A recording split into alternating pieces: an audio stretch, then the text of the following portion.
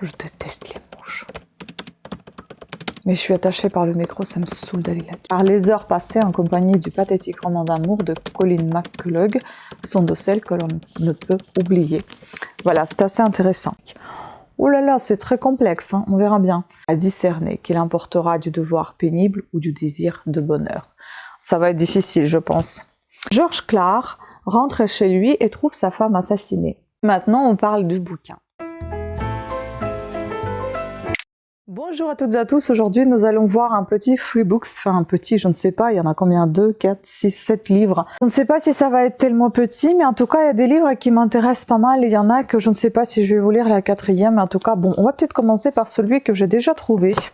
Mais j'ai trouvé juste le tome 1 ou le tome 2, je ne sais plus, et j'ai trouvé ça un livre de poche. Cette fois j'ai trouvé un livre broché, je me demandais si ce n'était pas un livre complet, je ne sais pas. Je ne sais pas si c'est la totalité de ce roman ou pas. Donc en fait, c'est le roman de Colin McCullough. Les oiseaux se cachent pour mourir. Aux éditions Belfond. Donc voilà, très très gros format.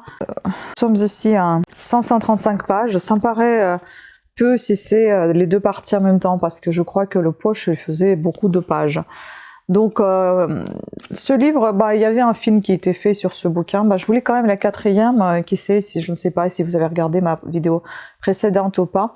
Donc, il y a des livres et des événements, des livres qui marquent une époque, qui rayonnent au-delà de toutes les frontières et comblent de bonheur des millions de lecteurs et de lectrices. Ce fut le cas avant-guerre, pour autant en emporte le vent.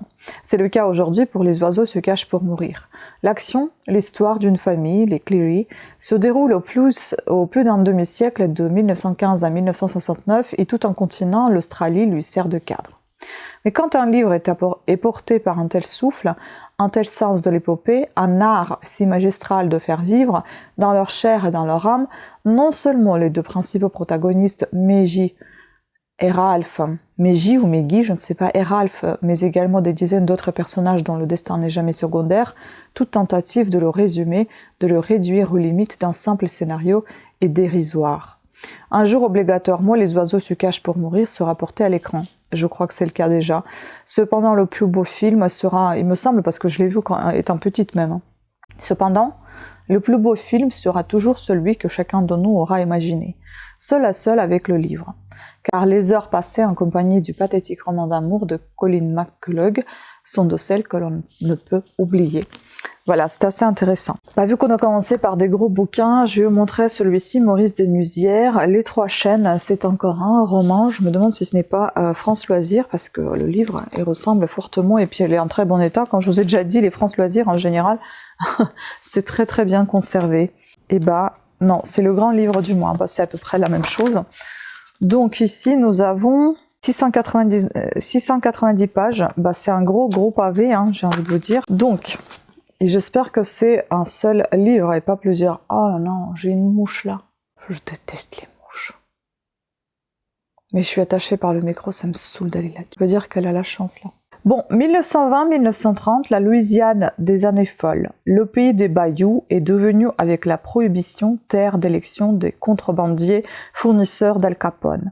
Dans ce roman, sur fond historique authentique, sont entre autres évoquées l'affaire Sacco-Ivanzetti, la conférence sur la paix au Moyen-Orient, le procès du darwinisme, les tragiques inondations de 1927. On y croise les membres de la bohème de la Nouvelle-Orléans, comme William Faulkner, Sherwood Anderson et le peintre Pasquin. Des Américains de Montparnasse, dont Ernest Hemingway et Gertrude Stein, des héros modernes tels le général Pershing et Lindbergh, tandis que progressent l'avion, la radio, le disque, le cinéma, le confort, se développe le racisme, la criminalité, la violence, les idéologies nouvelles.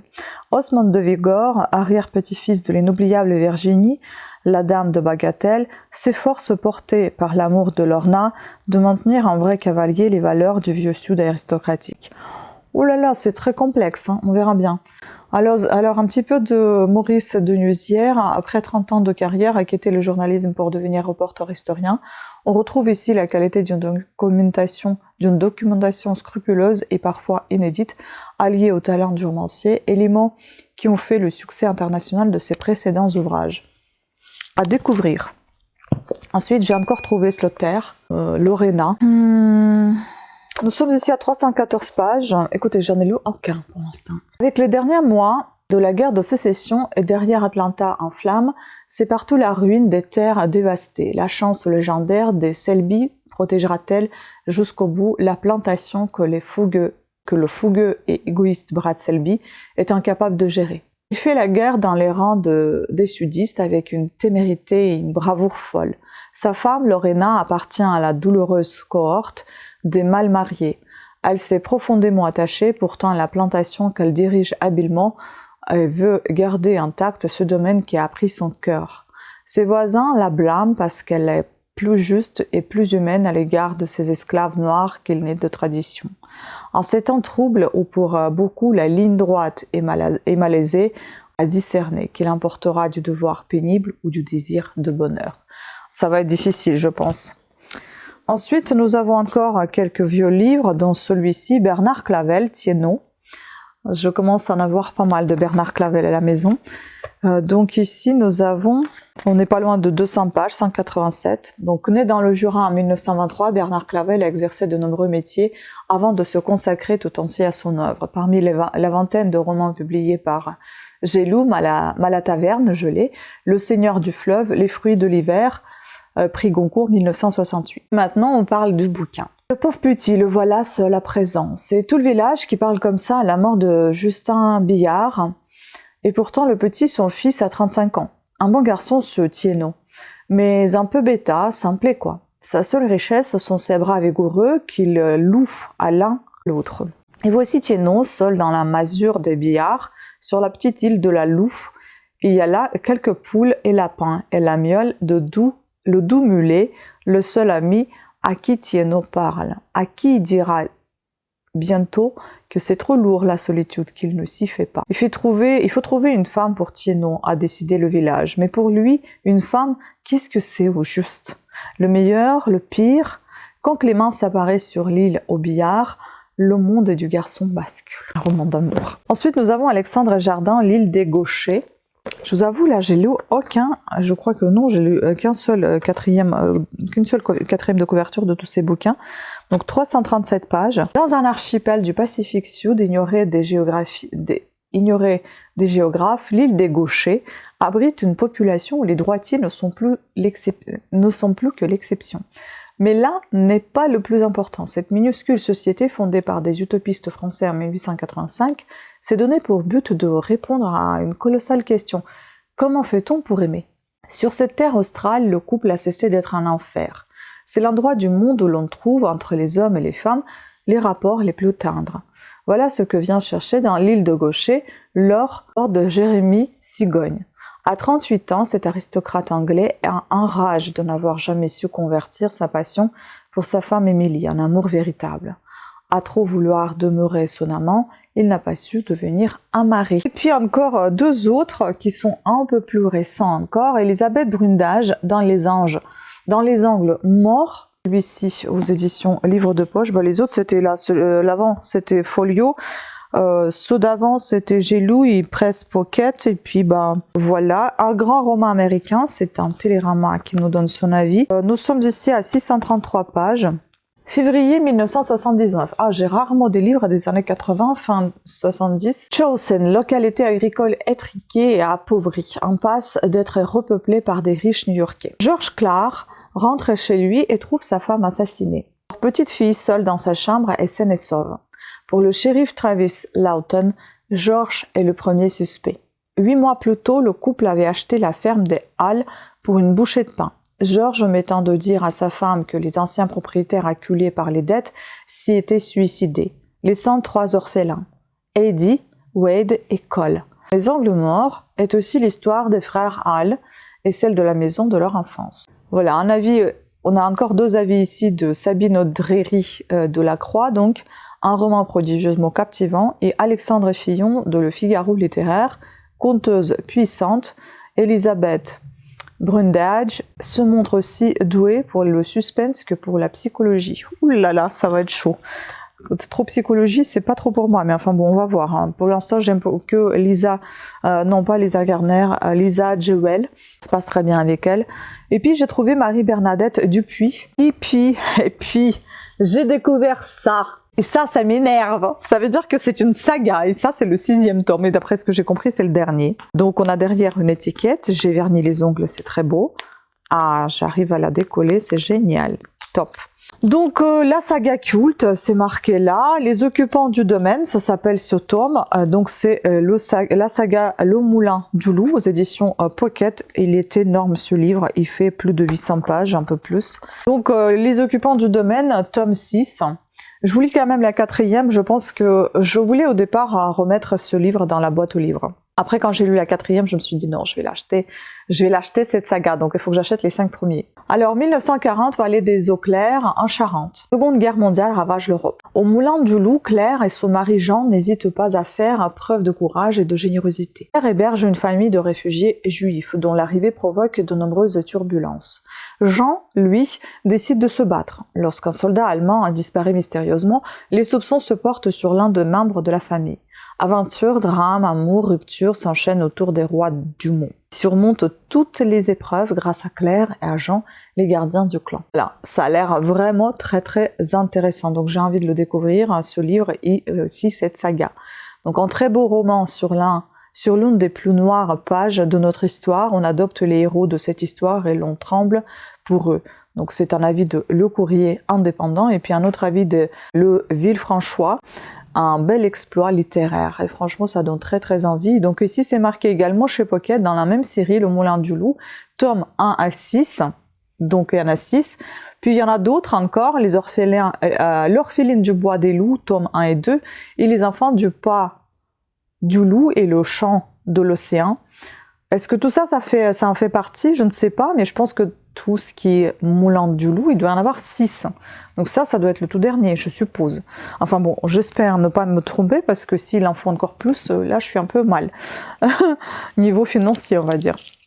Ensuite, je voulais vous dire, je vais peut-être mettre quelques extraits ici parce qu'on avait trouvé une vitrine dans laquelle j'ai mis tous les livres comme ça sans étagère parce que c'est une vitrine en verre, entièrement en verre, et j'avais peur d'abîmer la vitrine. J'avais pas envie qu'elle se casse à cause du poids des livres. On sait très bien que les livres ça coûte, les livres ça pèse beaucoup, c'est du papier, c'est très lourd. Donc j'ai juste empilé en plusieurs tas ces bouquins qui me restent parce que j'ai plusieurs bibliothèques qui sont déjà remplies. Jusque-là, j'ai plus de place. Et donc, j'ai mis tout ce qui me reste encore dans la vitrine que je n'ai même pas scanné encore, donc je ne sais même pas combien de livres en plus j'en ai. Ce sont tous mes freebooks. Et donc, j'ai décidé de faire autrement. Donc, je me suis dit, je vais m'octroyer 1 à 2 heures par jour sans forcément lire que le soir, mais bien évidemment, je vais lire également le soir, mais je vais ici aussi essayer de me forcer dans un premier temps à lire 1 à 2 heures par jour pour avancer mes lectures, parce que si j'avance pas et si je lis 30 bouquins par an, comme je le faisais, j'en faisais quoi, 40, 36, j'ai pas tout à fait rempli mes objectifs parce que les 2 dernières années étaient un peu compliquées. Et donc j'ai pas beaucoup lu, mais la toute première année 2022, quand j'avais démarré les objectifs que j'ai commencé, je me suis mis un objectif 40 livres par an et j'ai rempli. Après, mes objectifs des 2 dernières années sont tombés à l'eau, pour des raisons familiales et de raisons de santé. C'est comme ça, puis c'est tout. Mais là, je me dis me forcer dans le sens où j'ai quand même beaucoup de choses à faire et la lecture, même si j'aime beaucoup, ça me prend beaucoup de temps quand même parce que je suis très très lente au niveau de lecture et j'ai peur que en m'octroyant 1 à 2 heures, je perds énormément de temps concernant d'autres choses que je dois faire, notamment les montages et les ventes. Ça me ralentit et voilà. Mais en même temps, je me suis dit également que si je ne prends pas ce temps pour moi, puisque ça va être un temps de repos en quelque sorte, mais aussi de lecture, donc ça va être lié l'outil à l'agréable. L'utile à l'agréable, donc c'est-à-dire que je vais me reposer les yeux plutôt de mon ordinateur et je vais me concentrer à la lecture, mais aussi ça veut dire que je vais m'évader quelque part. Je me suis dit c'est pas si mal que ça, c'est pas du temps perdu, ça me permet de 1 avancer dans mes lectures, de 2 m'évader un petit peu de mes pensées mais dans le bouquin, et de 3 me reposer les yeux, me reposer tout court parce que c'est une des bonnes choses. Parce qu'en étant fatigué, il faut savoir que on ralentit et puis on n'est pas très productif non plus en faisant même les montages et les ventes. Je suis à moitié endormie devant l'ordinateur. Je pense que c'est pas un des meilleurs états pour travailler dans un bon esprit, avec la tête claire, etc. Donc je fais pas mal de bêtises et donc c'est peut-être pour ça aussi que c'est mieux de se poser avec un petit livre, pourquoi pas. Voilà, donc j'ai trouvé ça comme solution. Je vais essayer de m'y tenir. Je ne sais pas si je vais pouvoir faire ça par exemple les dimanches, puisqu'on est ensemble avec mon chéri dimanche, lundi, on verra. Mais tous les autres jours de la semaine, je vais essayer quand même de faire ça à minimum 1 heure, maximum 2 heures, et puis tout le reste du temps, bah, je vais continuer à m'occuper des montages et des ventes, et puis de la maison en fait, voilà, du jardin, il y a plein de choses à faire à la maison aussi.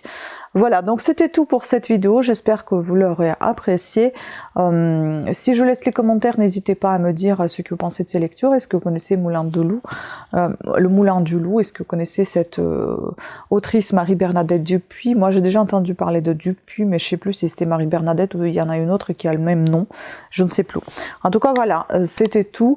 Voilà, je vous remercie beaucoup de votre attention, je vous embrasse et je vous dis à très bientôt. Ciao.